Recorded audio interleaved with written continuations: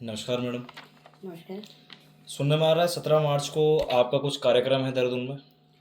हाँ, हम लोगों का कार्यक्रम है जिसमें हम लोग अपनी मांगों को आंगनबाड़ी जो प्रदेश में है समस्त आंगनबाड़ी वर्कर है हमारी, वो हम लोग सीएम आवास कूच करेंगे और माननीय मुख्यमंत्री जी को अपना ज्ञापन प्रेषित करेंगे। आपकी क्या मांग है, ज़रा विस्तार पूर्वक बताइए हमें ज़रा।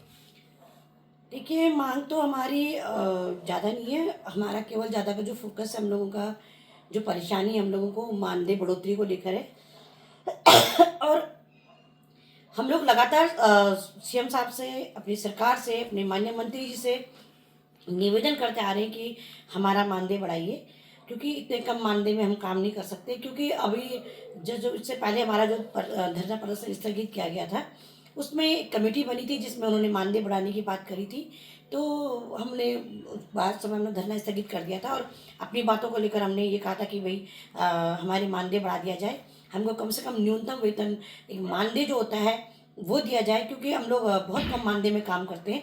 तो आज भी हम सरकार से, क्योंकि हम केंद्र और राज्य से दो मानदेय जगह जगह से पाते हैं, तो मेरा एक मानना है कि राज्य सरकार से बोलना चाहूँगी कि आप लोग हमें 160 रुपये प्रतिदिन के हिसाब से देते हैं, तो हम लोग ये चाहते हैं कि 140 रुपये और बढ़ा दीजिए। और हमारा जब 300 रुपये हो जाएगा तो हम लोग उस 300 से, और 300 केंद्र सरकार बढ़ा देगी तो हमारा 600 के हिसाब से हम लोग कम से कम 18,000 का जो मानदेय हमारा टारगेट है वो हमें मिल जाएगा और हम अच्छे से अपने परिवार को पालन पोषण कर पाएंगे। एक मांग तो हमारी ये है। और एक दूसरी मांग हमारी ये भी कि जो हमारा केंद्र सरकार को यहाँ से प्रस्ताव जाना है वो प्रस्ताव आप भेज दीजिए। और उसमें भी हम 150 की बात करते हैं।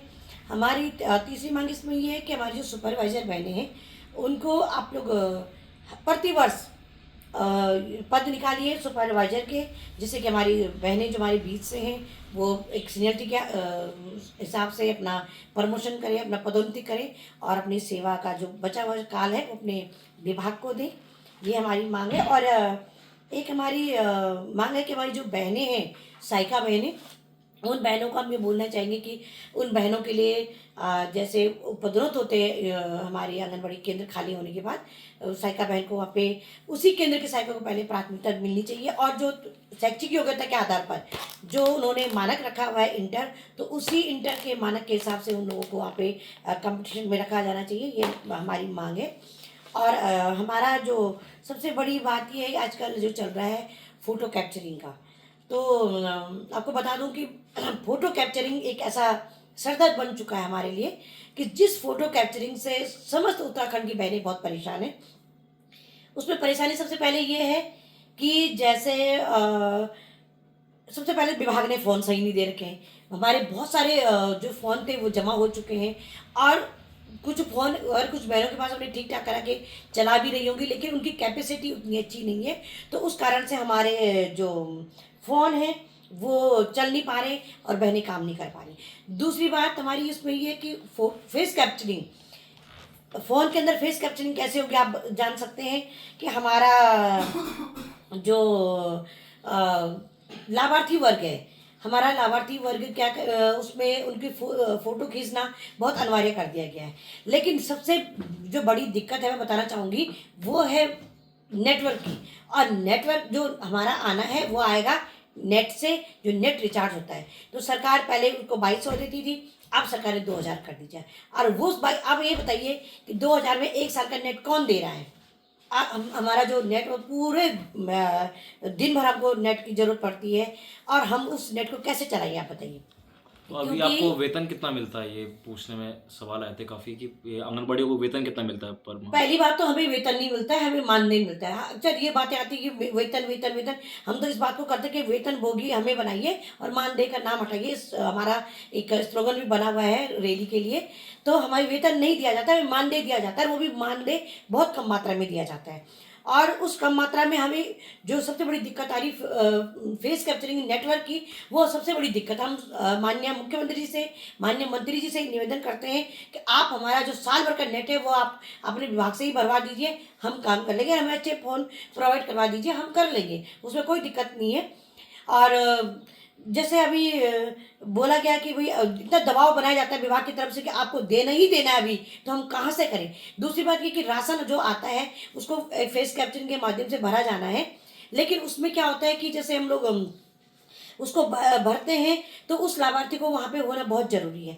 लेकिन लाभार्थी वर्ग क्या होता है कि 1 महीने तो आ जाएगा, लेकिन 2 महीने जब, क्योंकि 3 महीने का राशन एक साथ मिलता है, तो 3 महीने का जो राशन मिलता है उस दो महीने की लाभार्थी कैप्चरिंग के लिए हम कहाँ जाए।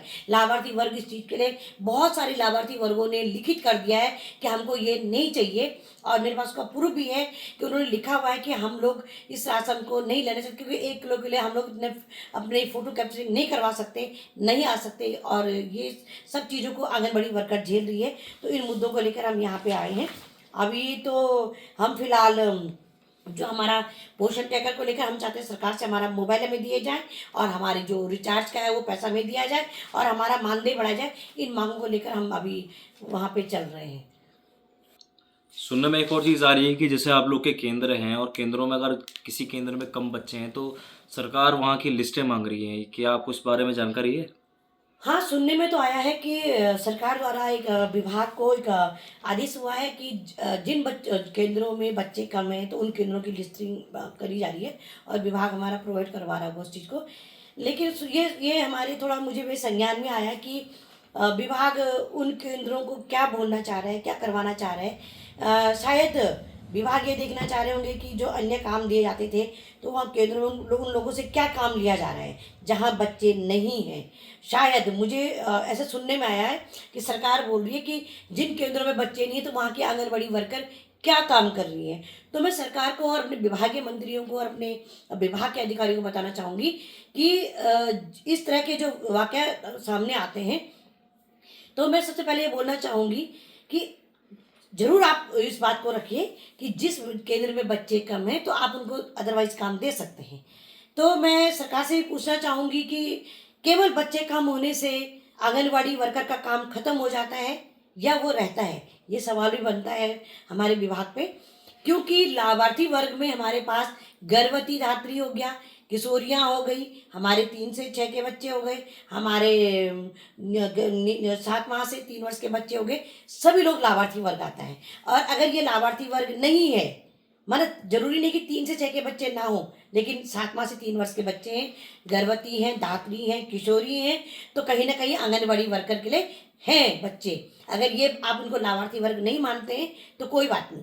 पहली बात, अगर आप सरकार ये कहना चाहती कि जहाँ बच्चे नहीं है वहाँ अदर काम देना चाहिए उन वर्करों को, तो दीजिए, हम उसमें मना नहीं करेंगे। लेकिन उसमें एक बात कहना चाहूँगी कि उस आंगनबाड़ी केंद्र के कार्यकर्ता को आप लोग कार्य मुक्त कर दीजिए उस क्षेत्र से जहाँ पे बच्चे नहीं हैं, क्योंकि एक वर्कर इतनी टेंशन नहीं झेल सकती कि वो क्योंकि उसको तो वहाँ इन्वॉल्व है आंगनबाड़ी से, तो उसको 3 से भाई 4 घंटे तो आंगनबाड़ी में देने ही देने हैं। और अगर आपको ऐसा था कि भाई यहाँ बच्चे नहीं है तो आपने अभी जो 5115 की वैकेंसी निकाली है तो किस आधार पर निकाली है? जब बच्चे ही नहीं तो फिर साइकिल की क्या जरूरत थी? ये भी सरकार को सोचना चाहिए था। तो इस तरह के जो सवाल सरकार के जहन और हमारे बीच में एक खाई का काम कर रहे हैं, बोलने के काम करके मतलब लोगों को भ्रमित भी हो रहे हैं, तो वो स्पष्ट नहीं हो पा रहा है। तो मैं तो अपनी बात को रख रही हूँ कि अगर इस टाइप का कुछ है तो सरकार भी इन चीज़ों को संज्ञान में ले कि आंगनबाड़ी वर्कर के पास सच में बहुत काम है। अभी सरकार ऐसा नहीं है कि सरकार जान नहीं रही हो। धरातल पे जितना भी वर्क होता है, किसी के जीने से, किसी के मरने से, किसी के पैदा होने से, किसी के अच्छे बुरे शादी से लेकर हर काम का जो ब्यौरा और जो एक एजेंडा बना के सरकार के सामने पेश किया जाता है वो आंगनबाड़ी वर्कर कर रही है। तो ऐसा नहीं है कि आंगनबाड़ी वर्कर खाली बैठी हो। आप देखिए, कहीं भी कोई काम हो रहा हो, मैं आपके माध्यम से बोलना चाहूँगी, सभी मुझे सुन रहे होंगे, तो ये भी हमारी सरकार भी जानती, विभाग भी जानता है, सब जानते हैं कि कोई भी अगर काम होता है, मैं बोलना चाहूँगी कि आंगन को एक बार मैंने पहले भी कहा था कि स्टेफनी का काम करती है और वो सच में कर रही है। जैसे कि अभी कोई जीता है तो आंगनबाड़ी वहाँ पे चाहिए, और कोई मरता है तो आंगनबाड़ी वहाँ से लाएगी, विकलांग है तो वहाँ विधवा पेंशन में, वहाँ महिला वो उत्थान करना है वहाँ, किसी बेटी बचाओ बेटी पढ़ाओ में कोई कार्यक्रम तो आंगनबाड़ी वहाँ, हरेला में आंगनबाड़ी, मनरेगा में आंगनबाड़ी, कोई भी अधिकारी हो, आंगनबाड़ी से कोई अछूता नहीं है कि वो उसको काम ना देना हो। लेकिन जब आंगनवाड़ी को मानदेय देने की बात आती है तो सभी लोग उस समय अपना हाथ साफ कर देते हैं कि भाई आंगनवाड़ी वर्कर हैं। तो मैं सभी से बोलना चाहूँगी कि आप लोग जो हमारा ये इंटरव्यू ले रहे हैं या हमारी बातों को सरकार तक पहुंचा रहे हैं तो आंगनवाड़ी की बात को जरूर पहुंचाएं कि हम लोग सच में बहुत परेशान हैं। महिला सशक्तिकरण बाल विकास में महिलाएं विधवा, परित्यक्ता, तलाकशुदा, बीपीएल, विकलांग ऐसी महिलाएं हैं और वही परेशान रहेंगी तो कैसे हमारे उत्तराखंड का, कैसे हमारे देश का भला होगा। मैं धन्यवाद करती हूँ आपका, आपने हमारी बात को सुना। धन्यवाद।